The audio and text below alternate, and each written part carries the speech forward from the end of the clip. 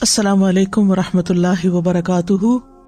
تو آج کا یہ پروگرام بیسیکلی والدین کی حیثیت سے اپنے بچوں کی تربیت کرنے کی ذمہ داری کو پورا کرنے کے بارے میں، کہ ہم کس طرح اچھے والدین ثابت ہو سکتے ہیں اور کس طرح اپنے بچوں کی اچھی تربیت کر سکتے ہیں۔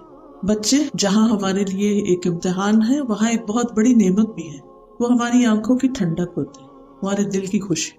اس لیے ان لوگوں سے پوچھئے کہ جو اولاد کی نعمت سے محروم ہیں کہ وہ اپنی زندگی میں کتنی بڑی کمی پاتے، اور اس بات پر وہ کتنے دکھی ہوتے ہیں کہ وہ اس بڑی نعمت سے محروم ہیں۔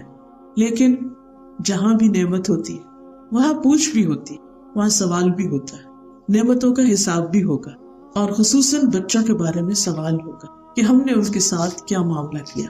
ابن عمر کہتے ہیں کہ نبی صلی اللہ علیہ وسلم نے فرمایا، اللہ تبارک و تعالی جس